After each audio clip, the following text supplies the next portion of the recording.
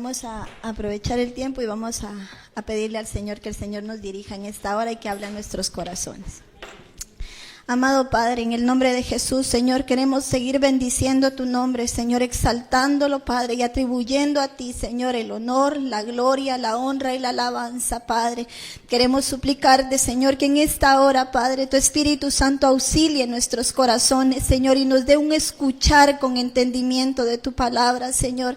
Que hoy, Padre, tú puedas hablar a nuestro corazón de tal forma, Señor, que tu palabra, Padre, caiga en buena tierra, Señor, en corazón dispuesto, Señor, en el cual pueda fructificar de tal forma, Señor, que lleve toda la gloria y la honra a tu santo y precioso nombre. Señor, te agradecemos sabiendo, Señor, que estás entre nosotros, Padre, y que una vez más tú lo harás, Señor. Muchas gracias, Padre, Hijo y Espíritu Santo.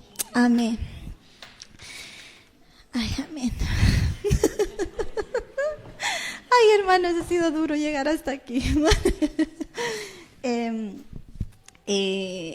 Esta semana ha sido durísima, ya no solo porque yo no sé si le pasa a los demás, que seguramente que sí. Una vez me dijo Johnny que era como un parto. Yo creo que es cierto, que es como dar a luz, pero en el trabajo se me pusieron las cosas muy malas, hermanos. Yo le decía el jueves a mi suegra, no recuerdo que cuando fue la última vez que tuve una semana tan complicada y tan dura. Y el jueves, cuando volvía, el Señor me hablaba en un capítulo de la Biblia y en un versículo, y no conseguía como entenderlo. Sentía que iba como esos coches que van a toda velocidad y no podía detenerme. Y había tanto ruido a mi alrededor que el jueves, cuando volvía del trabajo, me encerré en mi habitación y estaba orando. Y cuando oraba, me acordaba de una vez que nuestro hermano Luis predicó del ruido que hay alrededor, y de que cuando tú te sumerges bajo el agua hay una calma y un silencio. Y en mi oración yo le decía al Señor, yo necesito esa calma, ese silencio, para poder escuchar tu voz, para poder entenderla de la forma en la que tú quieres hablarnos. Y me bendijo tanto, hermanos, el poder recordar eso en la oración y poder decir, me voy a sumergir ahí, voy a permanecer ahí para escuchar la voz del Señor. Y el Señor, estuve toda la semana, hermanos, leyendo un poco cuando se nombró rey a Saúl. Y yo le decía al Señor, me leí toda la historia. Y en realidad era un versículo en el que el Señor me quería hablar. Y me costó un poco entenderlo y centrarme, pero el Señor es bueno, y yo sé, hermanos, que lo hace por amor a su iglesia, por amor a su pueblo. Y entonces, al final encontré en el capítulo 13 de Primera de Samuel, vamos a leer. Hay ahí un versículo donde yo quiero compartir con ustedes. Lo voy a resumir un poco. Este capítulo, hermanos, habla sobre la guerra que tenía Saúl contra los filisteos. El llamado de Saúl, hermanos, es un poco, bueno, más de lo del pueblo de Israel. El Señor eligió, bueno, en realidad la palabra dice, vosotros elegisteis este rey. A Saúl, porque el pueblo, en ese tiempo estaba el profeta Samuel, que hablaba al pueblo del Señor, y el pueblo no quería escuchar la voz de aquel profeta. El pueblo le pedía al Señor un rey, y el Señor les advirtió y les dijo, hermanos, que no era bueno que tuvieran un rey. Les advirtió de todo aquello que vendría, así, con las consecuencias de tener un rey, un gobierno sobre ellos. Pero aún así el pueblo lo que quería era un rey, y el Señor les dio lo que ellos querían. El Señor escogió entre los hombres de Israel a Saúl. Dice la palabra que era un hombre hermoso y que no había otro como él entre el pueblo, que era muy alto, de hombros para arriba, dice la palabra, no había ninguno, sobresalía de todo aquel pueblo. Él salió a buscar las asnas de su padre que se habían perdido, y ahí el Señor habló a Samuel y le dijo lo que acontecería cuando encontrara a Saúl. yo sé que siempre Saúl es como la figura carnal del hombre cristiano, ¿no? Y que a veces uno intenta encontrar las buenas cosas que pudo haber hecho y es un poco difícil, porque dice que el Señor lo ungió, que vino sobre él el Espíritu del Señor y mudó su corazón en otro hombre. También habla la palabra de que el Señor, de que estuvo entre los profetas y él profetizó también cuando estuvo entre ellos y se decía Saúl entre los profetas, ¿no? Habla de que el Señor había hecho cosas con este hombre, en la vida de este hombre, y que el llamado era para que él librara al pueblo de Israel de mano de los filisteos, porque el pueblo estaba siendo oprimido por los filisteos. Ese era el propósito que él tenía.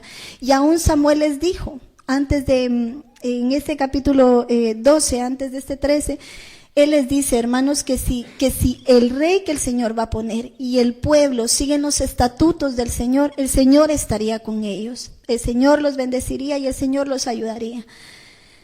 Y bueno, en su misericordia, porque no era eso lo que había en el corazón del Señor para ese pueblo. Pero este capítulo 13 habla de que ellos fueron a la batalla, tenían 3,000 hombres. Se quedaron 2,000 con Saúl y 1,000 con Jonatán. Dice que Jonatán atacó la guarnición de los filisteos y entonces se enteraron de esto y se levantaron contra ellos 33,000 hombres, dice, y 6,000 de a caballo contra aquel pueblo. Samuel le había dicho a Saúl le preguntó si ellos iban a ir a la batalla y Samuel le dijo que esperara al 7º día, que él iba a ofrecer un holocausto al Señor y que el Señor les diría. ¿Qué pasa? Que cuando él vio todo esto, dice que las gentes que quedaban con Saúl se escondieron en cuevas, en fosos y en cisternas, que ellos tuvieron miedo de aquella situación. Y entonces cuando Saúl vio esto, él dice la palabra que obró obstinadamente, torpemente ha sobrado, le dice Samuel, y fue él quien hizo el holocausto. Y cuando él terminó de hacer el holocausto, se aparece Samuel. Y a causa de su obstinación y de su desobediencia, el Señor le quitó el reino. Le dijo que ya no sería él. Y entonces, en el versículo 14 vamos a partir de ahí. ¿Por qué les hablo primero de Saúl, hermanos? Porque era un hombre llamado por el Señor. Un hombre al que el Señor había llenado de su espíritu. Era un hombre al que profetizaba también. Dice la palabra que profetizó ahí entre los profetas. Era un hombre que tenía un propósito con el Señor. Pero Saúl tenía un defecto grande, hermanos, y es que él obraba conforme lo que él le parecía bien en su corazón y no conforme lo que el Señor le había pedido que hiciera. El versículo 14 dice, la respuesta que le da Samuel después de lo que él hizo. Pero ahora tu reino no será duradero. Jehová se ha buscado un hombre conforme a su corazón, al cual ha asignado para que sea príncipe sobre su pueblo, por cuanto tú no has guardado lo que Jehová te ha mandado. Yo lo que quiero usar de este versículo es que el Señor se busca hombres conforme a su corazón. Cuando él habla de esto, habla de David. Se está refiriendo que el Señor ya había encontrado un hombre que iba a ser el sustituto de aquel que no supo apreciar lo que el Señor había puesto en él. Tenía un llamado y un llamado, hermanos, precioso.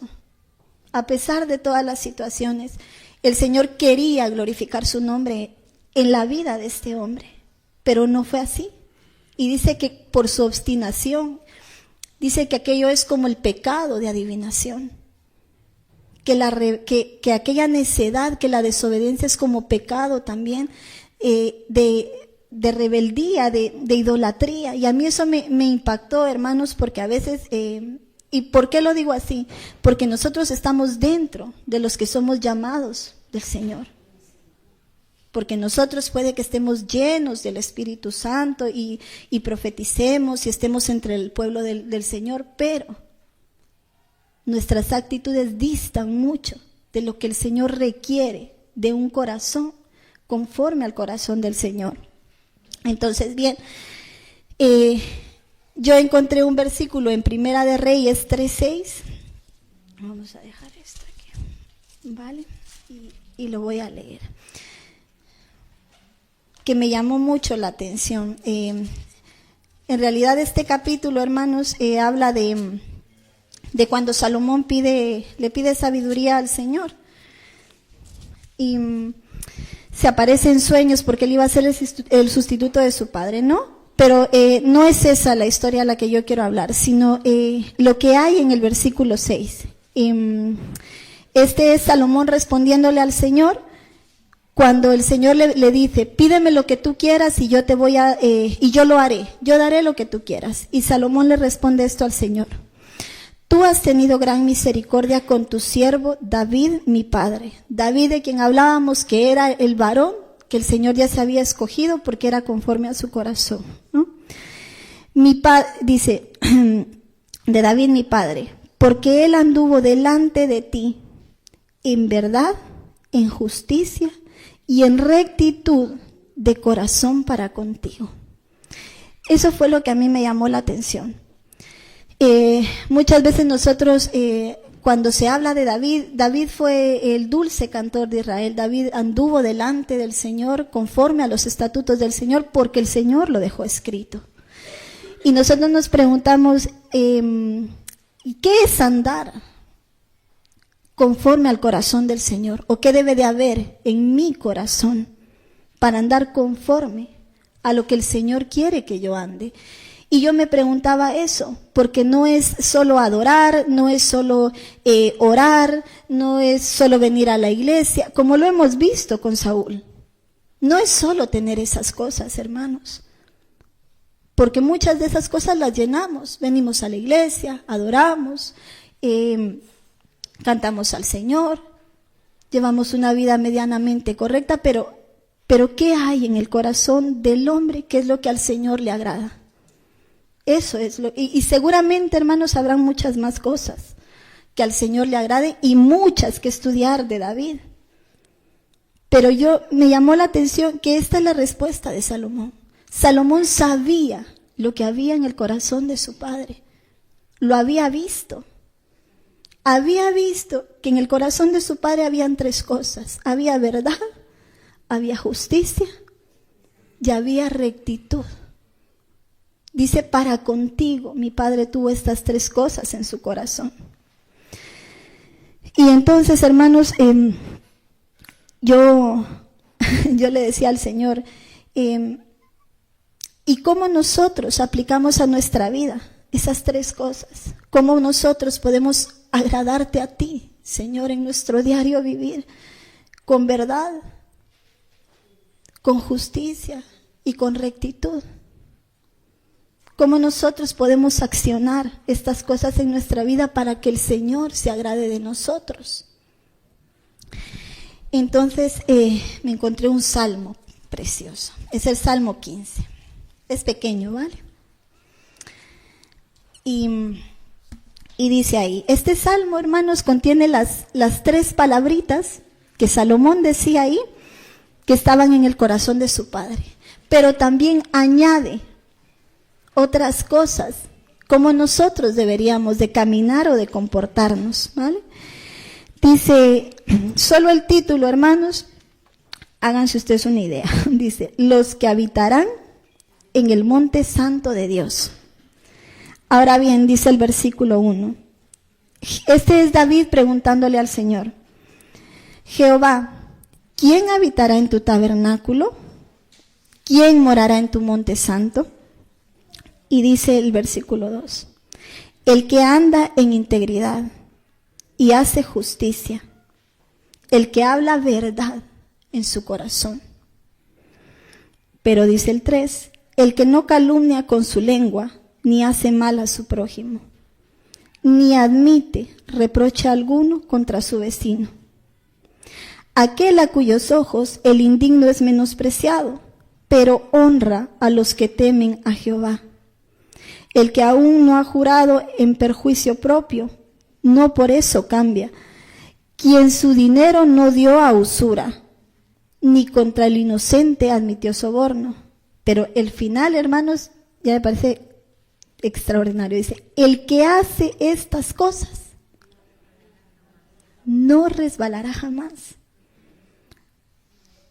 Es el mismo del que el Señor decía que caminaba conforme a su corazón. Es el mismo que escribe y le pregunta al Señor: ¿quién, Señor, va a estar en tu monte santo? ¿Quién puede estar ahí? ¿Quién va a morar? ¿Quién va a vivir? ¿Quién va a permanecer contigo? Y el Señor vuelve a usar esas palabras que Salomón veía en el corazón de su padre. Y dice que había en él verdad de corazón, que había rectitud, que había integridad en el corazón de su padre, pero aún más, hermanos, quiere decir, habla, fíjense hermanos, de nuestra conducta fraternal para con el prójimo, que el prójimo es el que está a tu lado hoy, el que está a tu casa, tu vecino y a donde nosotros vayamos. Y habla de cómo nosotros deberíamos de comportarnos para añadir esas cosas a nuestro corazón. En la epístola de segunda de Pedro, él dice que a la fe nosotros debemos de añadir ciertas virtudes. Y una de ellas es el amor fraternal, que debería de estar como virtud en nuestro corazón y en nuestra vida. Miren, hermanos, hay ahí 3 cosas. Dice que la primera, que hable misericordiosamente a su prójimo. Yo lo digo porque esto primero el Señor lo ministró a mi corazón. Pero miren, hermanos, yo creo que de las cosas que más nos cuestan a nosotros es eso, es hablar misericordiosamente. Porque a veces queremos ser tan rectos y tan llenos de verdad que vamos con el machete quitándole la cabeza a todo el mundo. De verdad, hermanos, es que es así. Y luego, ¿saben qué pasa, hermanos? Que no nos damos cuenta ni siquiera que hay hermanos a los que tenemos ofendidos por algo que hemos dicho de una forma que no era correcta. Y el Señor le dice que hable misericordiosamente de su prójimo, del que está al lado suyo, que un corazón así le agrada al Señor para habitar cerca del Señor. Hoy decía nuestra hermana Merche, ¿no?, cuando abrió, que nosotros debemos de buscar más comunión con el Señor. Y ciertamente que es así, pero hay cosas que también nos permiten esa comunión con el Señor, que sea más accesible.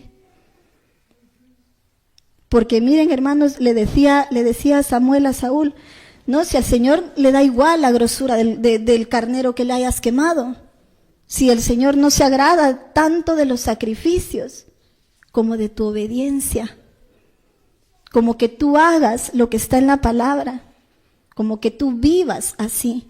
Y yo, hermanos, la primera, porque a mí, yo tengo un defecto muy grande. Y el Señor lo sabe y lucho con ello. Y es que a veces se me salen las cosas. Y ya cuando las he dicho voy corriendo detrás de la palabra, ya no puedo devolverla. Y entonces yo le digo, cuando yo veía esto, primeramente me hablaba a mí el Señor, hermanos.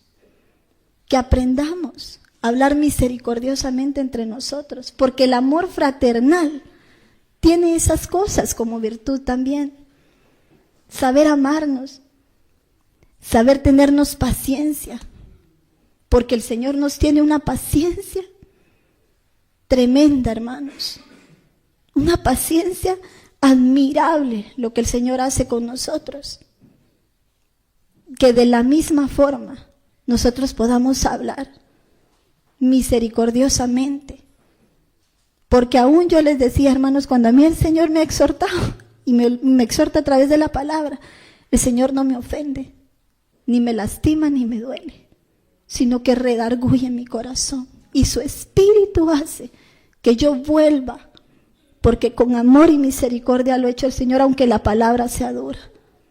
Y se trata de eso, de redarguirnos unos a otros a través del Espíritu Santo, no de lastimarnos, ni dañar al cuerpo de Cristo, por el cual nosotros no pagamos, sino que pagó el Señor, y pagó precio de sangre por cada uno de nosotros, y por eso nos ama como la niña de sus ojos. Aprendamos a tener misericordia los unos de los otros. Y miren, hermanos, muchas veces creemos que tenemos más estatura espiritual que otros. No, no es así. Dice que delante del Señor ya no hay hombre ni mujer, griego ni judío, que delante del Señor todos somos iguales.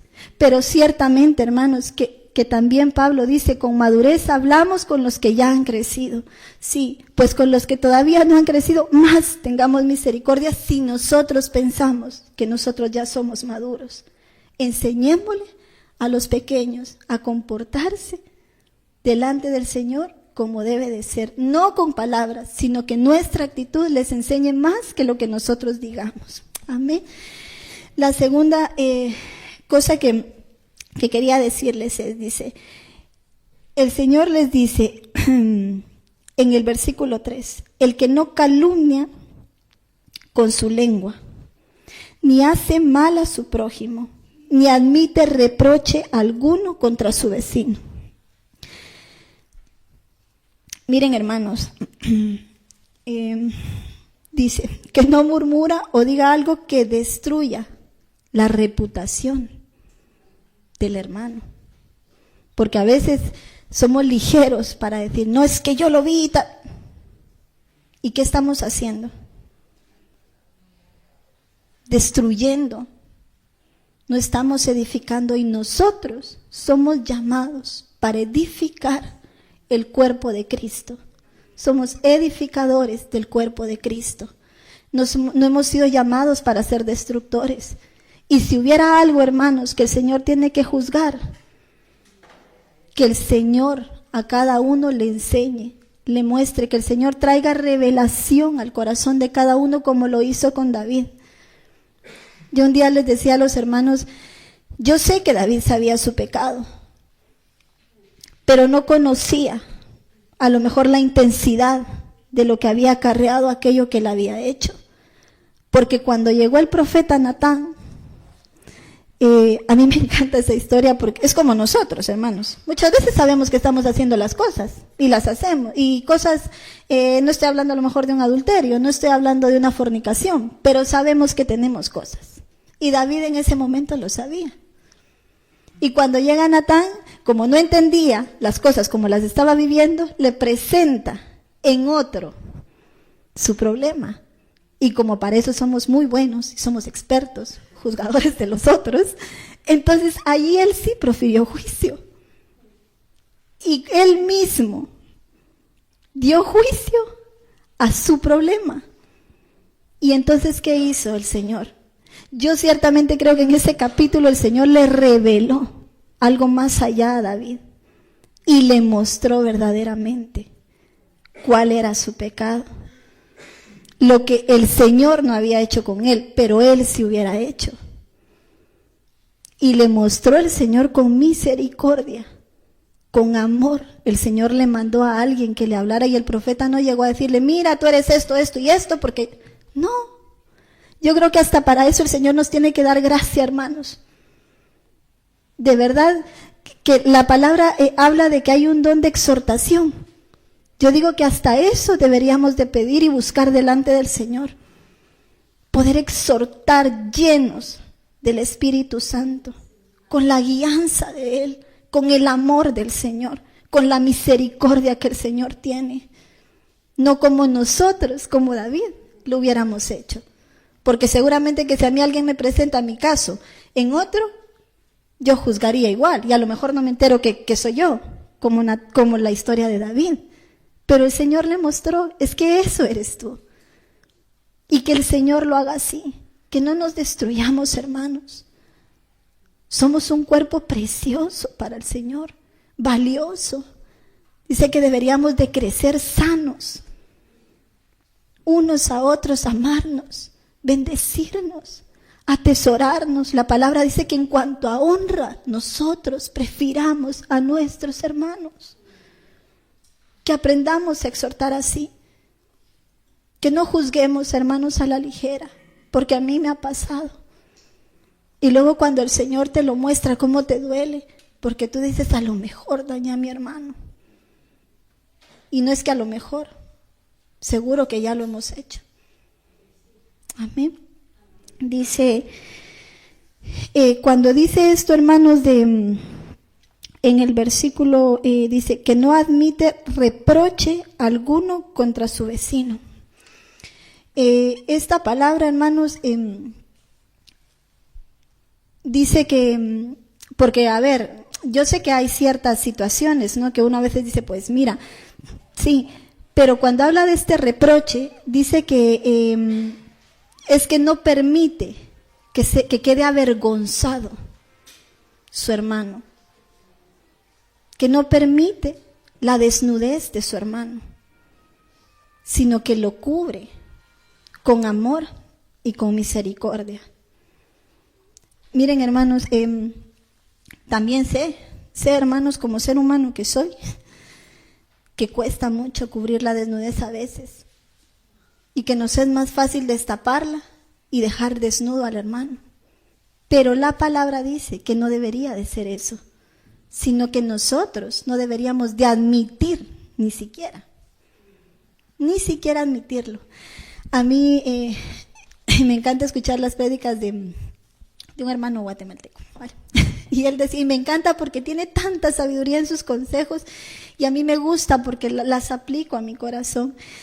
Y dice él que su pastor ya murió, él es un señor mayor, y dice que cuando él juntaba a la mesa, ¿no?, a sus consejeros o quienes estuvieran, ¿no?, que había mucha gente que se quedaba para ser instruida luego de las prédicas, dice él que cuando empezaban a hablar de uno de los hermanos, él mismo se levantaba y decía, bueno, hermanos, aquí ya no hay nada más que hablar, porque ya empezamos a desviarnos de lo que es la palabra del Señor. Y él mismo se iba. Y él dice que del ejemplo de su pastor él aprendió eso, que eso ya no era bendición ni edificación, que se trataba de cubrir a tu hermano. Dice, tú que eres espiritual, ve y restaura a tu hermano. Tú que eres espiritual, porque ciertamente que siempre nos creemos espirituales, ¿no? Porque el hecho de venir a la iglesia no nos hace espirituales. La comunión con el Señor nos enseña a conocer al Señor, a conducirnos en la vida, a lo que deberíamos de hacer y a lo que no deberíamos de hacer. Amén. Entonces, bien, dice, ahora me voy a ir a otro salmo, ¿vale? En el Salmo 24 dice, este salmo, hermanos, también nos podría ayudar como a ampliarlo, porque se ve la misma pregunta que David le hace al Señor, ¿no?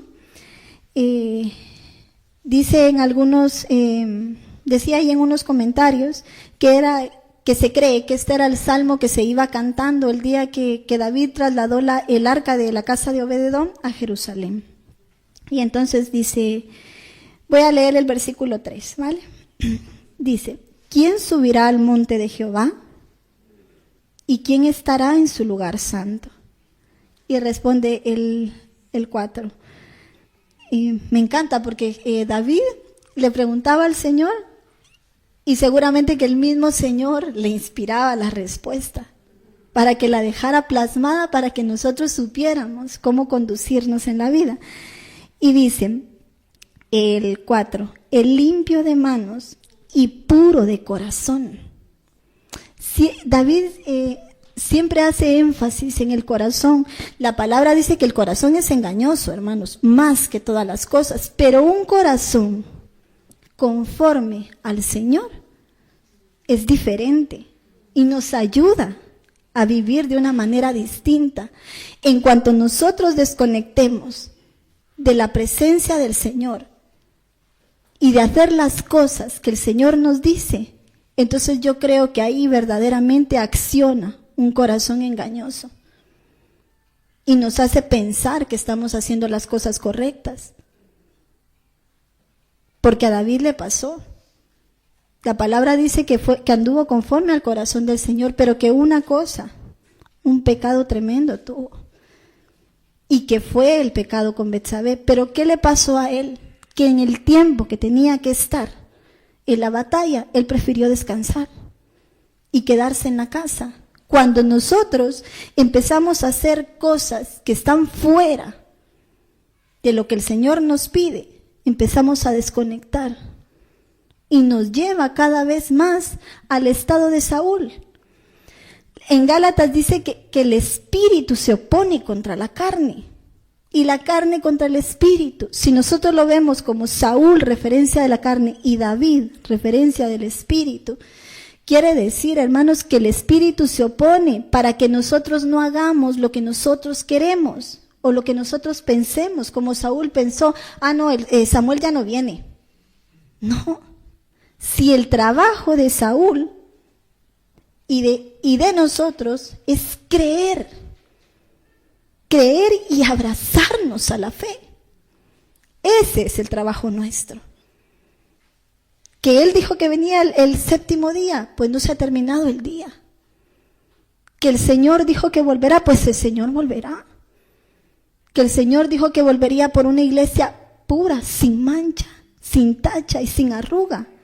Así nos espera encontrar. Y nuestro trabajo es el de David. Es el esperar que el Espíritu Santo nos ayude a caminar así en tanto el Señor viene. Si viene hoy o si viene en 40 años, si es que yo no lo sé. Pero Él viene por una iglesia, por una novia, por un cuerpo sin mancha, sin arruga. Por un cuerpo, hermanos, al que el Señor se agrade. Que nosotros como pueblo sepamos, hermanos, caminar, honrar al Señor como una iglesia. El Señor dice, aparta de mí tus ojos, porque con una sola mirada tuya, dice el Señor, que nosotros lo conquistamos como iglesia. Si tan solo nosotros, hermanos, llegáramos a entender la manera con la que al Señor le gusta que nosotros lo enamoremos, que nosotros caminemos, que nosotros nos comportemos. Había un versículo la vez anterior en Hebreos que me parece que fue nuestro hermano Luis el que lo leyó el domingo. Y a mí me encantó donde dice que los pastores cuando presenten cuentas delante del Señor, dice que lo hagan con alegría. Que nosotros no seamos gravosos para el siervo de la casa, sino que cuando Él llegue delante del Señor a presentar su iglesia, Él pueda decir con gozo, Señor, me diste un pueblo precioso a pastorear. Que nosotros como pueblo podamos, hermanos, hacer eso. Que en nuestro corazón hayan esas actitudes. Para que cuando el siervo nos lleve delante y diga, mira Señor, esto es lo que tú me has dado. Y lo hice con gozo, con alegría en mi corazón. Y podamos caminar así. Dice el 5. Pero fíjense, hermanos, qué precioso esto, porque dice, el limpio de manos y puro de corazón en el 4. El que no ha elevado su alma a cosas vanas, ni ha jurado con engaño. El 5 dice, Él recibirá bendición de Jehová y justicia del Dios de salvación. Miren, hermanos, qué glorioso. Tal es la generación de los que buscan tu rostro, Dios de Jacob. Esa es la bendición para nosotros. Y viene, yo siempre les digo, estas cosas son como imán para nosotros. Cuando nosotros damos la parte que nos corresponde, el Señor siempre va a permanecer fiel y siempre va a añadir la palabra cumplida a nuestras vidas. Miren, hermanos, cuando yo meditaba ayer en la tarde sobre este tema, yo le decía, mira Señor, te doy testigo, me costó tanto. Y yo le decía, Señor, de verdad yo quiero ser parte de un pueblo aprobado y respaldado por el Señor. Un pueblo que agrade al Señor, un pueblo que sepa verdaderamente lo que tiene que haber en su corazón. Pero miren, hermanos, también les digo una cosa, la palabra dice que de lo que hay dentro del corazón, Eso es de lo que hablamos y vivimos. Entonces, en esta mañana, hermanos, si el Señor se busca siervos conforme a su corazón, y Él nos dice que deberíamos de caminar con verdad, con justicia, con rectitud, y que el amor fraternal es importante para agradar el corazón del Señor, pidámosle al Señor si nos hace falta alguna de esas cosas, si nos hace falta tener misericordia para hablar entre los hermanos, si nos hace falta frenar la lengua para no dejar a nuestros hermanos desnudos, si nos hace falta el poder tener el amor para cubrir a los hermanos, pidámosle al Señor. Si para el Señor eso es importante, yo lo quiero en mi corazón y en mi vida, para poder agradar al Señor. Que sea ese nuestro actuar, nuestro activar en nuestro diario vivir entre nosotros. El jueves que estábamos por aquí, las hermanas, y yo abrazaba a Anita, le decían, ay, qué alegría poder abrazar a mis hermanos, porque yo había tenido una semana tan dura y siempre le he dicho, Señor, para mí este es como un hábitat. Y nadie, hermanos, a mí me pone una pistola para venir, y yo sé que a ninguno. Yo sé que es el Espíritu el que convence el corazón, el que pone el querer y el hacer. Y también sé que el Señor habla al pueblo porque el Señor quiere equipar a su iglesia. Porque el Señor necesita equipar a su iglesia para que cuando Él venga, su iglesia esté preparada para irse con el Señor. Y no seamos de los que dice que se acercan y luego se tienen que alejar avergonzados. Porque su siervo los engañó. Hay palabra, hermanos, y palabra buena. Que el Espíritu nos haga oír y entenderla y poder vivirla y llevarla, hermanos, a donde nosotros vayamos, nuestra actitud sea esa.